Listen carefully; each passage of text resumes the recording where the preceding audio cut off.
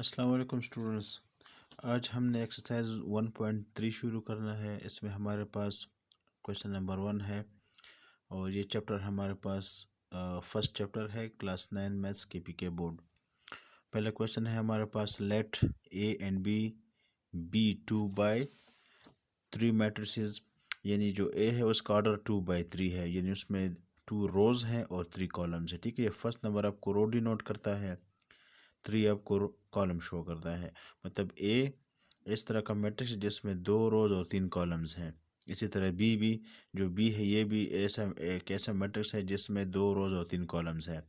And let C and D be 2 square matrices, और C D ऐसे matrix जिसमें 2 रोज और 2 कॉलम्स हैं। ठीक है, which of the following matrix operations are defined. तो इसमें हमारे पास क्वेश्चन गिवन है 1 2 3 कि हम इसमें ए प्लस बी, इसको ऑपरेशंस कहते हैं, ए प्लस बी, ए माइनस बी, हम इसमें ये ऑपरेशन कर सकते हैं या नहीं कर सकते। ठीक है, ये हमने फाइंड करना है। For those which are defined, defined मतलब जिसमें हम ऑपरेशन परफॉर्म कर सकते हैं, given the dimension of the resulting matrix. तो अगर वो प्लस हो सकते हैं तो वो जब प्लस होंगे उससे जो मैट्रिक्स बनेगा उसकी डायमेंशन क्या होगी? डायमेंशन मीन्स ऑर्डर, उसका ऑर्डर क्या होगा, उसमें कितने रोज और कितने कॉलम्स होंगे। ठीक है, डायमेंशन हो गया, साइज हो गया या ऑर्डर हो गया, सेम ही चीज़ होती है। ठीक है, ये हमने फाइंड करना है।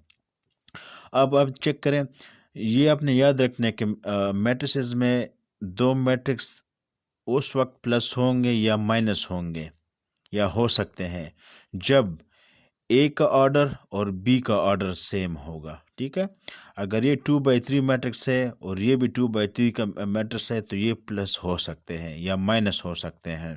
ठीक है, लेकिन अगर इसका ऑर्डर और इसका ऑर्डर डिफरेंट है तब आप इसको ना प्लस कर सकते हैं और ना ही माइनस कर सकते हैं। तो देखें, ए का आपके पास ऑर्डर क्या है 2/3, बी का ऑर्डर क्या है 2/3। इट मीन्स हम ए और बी को प्लस कर सकते हैं। ठीक है, तो ये क्या है, हम इसको प्लस कर सकते हैं, ये डिफाइंड है, डिफाइंड है। ठीक है, और नेक्स्ट पार्ट क्वेश्चन का क्या है, for those which are defined give the dimension of the result matrix. तो जो ए और बी का वो होता है ऑर्डर होता है, वही रिजल्टिंग मैट्रिक्स का भी ऑर्डर होगा, यानी ए और बी को जब प्लस करेंगे उससे जो मैट्रिक्स बनेगा उसको हम रिजल्टिंग मैट्रिक्स कहेंगे, उसका ऑर्डर भी सेम ही होगा। तो जो रिजल्टिंग मैट्रिक्स बनेगा उसका ऑर्डर क्या होगा 2/3, ये उसका ऑर्डर होगा। ठीक है, तो ये आपका फर्स्ट पार्ट हो गया। अब चलते हैं नेक्स्ट पार्ट की तरफ, वो है बी प्लस डी। ठीक है, अब आप देखें, बी का ऑर्डर आपके पास है क्या है 2/3 और डी का ऑर्डर आपके पास है 2 स्क्वायर यानी 2/2। तो इसका ऑर्डर आपके पास देखिए क्या बन रहा है 2/3 और इसका ऑर्डर आपके पास बन रहा है 2/2। यानी देखिए आप चेक करें, इसका ऑर्डर और इसका ऑर्डर में फ़र्क है, 2 रोज बिल्कुल ठीक है, लेकिन यहाँ पर आपके पास 3 कॉलम्स है और इस मैट्रिक्स के आपके पास 2 कॉलम्स है। तो it means it is not defined, ये मल्टीप्लाई नहीं हो सकते, सॉरी प्लस नहीं हो सकती ये दोनों मैट्रिसेस। ठीक है, जब ये प्लस नहीं हो सकते हैं तो ये डिफाइंड नहीं है, जब ये डिफाइंड नहीं होंगे तो इसका रिजल्ट मैट्रिक्स हमारे पास नहीं होगा, जब रिजल्टिंग मैट्रिक्स नहीं होगा तो उसका ऑर्डर भी हमारे पास नहीं होगा। तो ये पार्ट तो यहाँ पर ख़त्म हो जाता है।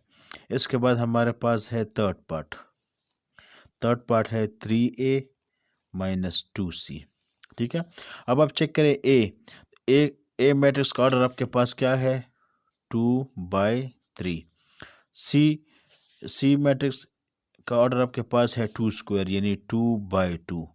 अब आप चेक करिए दोनों, इन दोनों में फ़र्क है, यहाँ पर 2 रोज है बिल्कुल ठीक है, लेकिन इसमें 3 कॉलम्स है उसमें 2 कॉलम्स है। तो इट मीन्स कि इसका ऑर्डर और इसके ऑर्डर में फ़र्क है, तो इट मीन्स हम इन दोनों को माइनस नहीं कर सकते हैं, तो दे आर नॉट डिफाइंड। जब ये डिफाइंड नहीं है तब इसको हम माइनस नहीं कर सकते, तो इसलिए इस क्वेश्चन में रिजल्टिंग मैट्रिक्स हमारे पास नहीं है, इसलिए उसका डायमेंशन भी नहीं होगा। ठीक है, चलते हैं पार्ट 4 की तरफ। पार्ट 4 है हमारे पास 7c प्लस 2d। अब आप सी का ऑर्डर चेक करें, सी का ऑर्डर आपके पास गिवन है 2 स्क्वायर यानी 2/2 और डी भी है 2 स्क्वायर में, यानी डी का जो वो है ऑर्डर वो भी 2/2 है। तो देखिए ये दोनों सेम है, जब ये सेम है तो इट मीन्स ये दोनों प्लस हो सकते हैं। जब ये प्लस हो सकते हैं तो it means they are defined. जब ये डिफाइंड है तो इस इट मीन्स इसका एक रिजल्टिंग मैट्रिक्स बी हमारे पास आएगा, और उसका ऑर्डर क्या होगा? उसका ऑर्डर यही सेम होगा, 2/2 उसका ऑर्डर होगा। ठीक है, तो क्वेश्चन नंबर 1 उम्मीद है आपको समझ आ गई होगी, ये यहाँ पर ख़त्म हो जाता है। क्वेश्चन नंबर 2 हमारे पास है, multiply the following matrices by the real number as indicated. मतलब इसमें हमारे पास एक मैट्रिक्स गिवन है, उसको हमने किसी भी नंबर से मल्टीप्लाई करना है जो हमारे पास क्वेश्चन में गिवन होगा। ठीक है, तो पार्ट फर्स्ट में है मल्टीप्लाई ए मैट्रिक्स बाई 2, मतलब इसके साथ हमने 2 मल्टीप्लाई करना है। ठीक है, तो दोनों साइड पर आप 2 मल्टीप्लाई कर लें, 2 मल्टीप्लाई बाई ए, यहाँ पर भी 2 मल्टीप्लाई बाई ये मैट्रिक्स आप लिखें 1 2 और 3। 2 जब ए के साथ मल्टीप्लाई होगा 2a आ जाएगा, और ये 2 सब नंबर के साथ आप मल्टीप्लाई कर लें,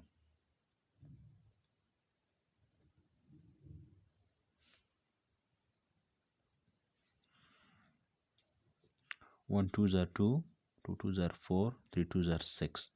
तो आपके पास 2a जब आप ए मैट्रिक्स के साथ 2 मल्टीप्लाई करेंगे तो रिजल्टिंग मैट्रिक्स 2 4 6 बन जाएगा। ठीक है, तो ये आपका आंसर बन गया। चलते हैं सेकंड पार्ट की तरफ। सेकंड पार्ट में है मल्टीप्लाई बी मैट्रिक्स हमारे पास गिवन है A B C D E F, किसके साथ मल्टीप्लाई करने हैं? पी क्या है? पी कोई सा भी आपके पास एक रियल नंबर हो सकता है, 1 हो सकता है, 2 हो सकता है, 3, कोई सा भी नंबर हो सकता है। ठीक है, तो हमने इसको किस तरह सॉल्व करने? पी को आप इस तरफ बी के साथ भी मल्टीप्लाई करें और इस साइड पर भी आप मल्टीप्लाई करें, ए बी सी डी ई और एफ। पी जब बी के साथ मल्टीप्लाई होगा तो पी भी बन जाएगा, और पी जब पी को सब नंबर के साथ आप मल्टीप्लाई कर लें,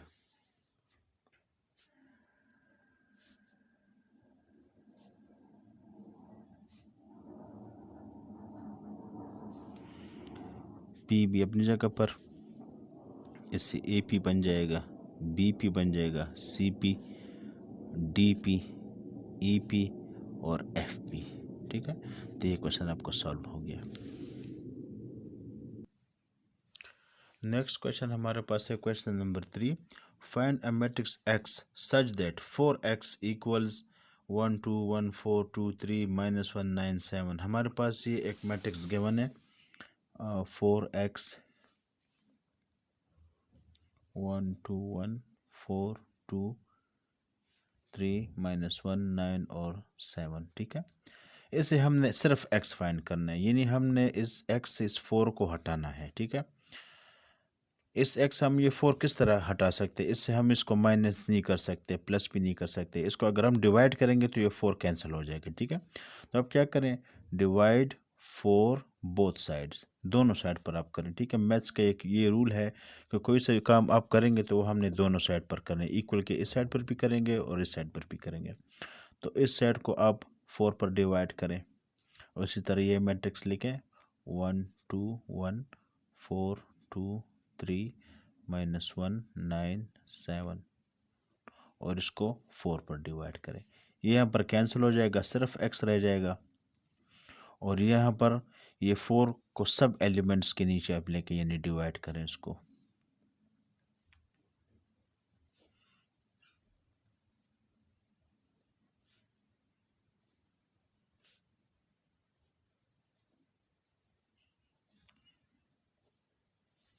ठीक है, अब इसको सिंप्लीफाई अगर ये हो सकते है इसको आप सिंप्लीफाई करें। 1/4 सिंप्लीफाई नहीं हो सकते, इसको इस तरह नहीं दे, ये हो सकता है 2 1 ज़ार 2 2 2 ज़ार 4, तो 1/2 रह जाएगा। 1/4 सिंप्लीफाइड है ऑलरेडी, 4 4 कैंसिल हो जाएगा, 1 रह जाएगा। यहाँ से भी 2 1 ज़ार 2 2 2 ज़ार 4, 1/2 रह जाएगा। 3/4 और सिंपल नहीं हो सकता, इसको इसी तरह रहने दें। -1/4 अपनी जगह पर, ये भी सिंपल नहीं हो सकता। 9/4 अपनी जगह पर, 7/4 को भी अपनी जगह पर लेके। ठीक है, तो ये आपके पास एक्स मैट्रिक्स की वैल्यू आ गई है, हमसे क्वेश्चन में यही मांगा गया था। ठीक है, तो आपको क्वेश्चन नंबर 3 ख़त्म हो गया।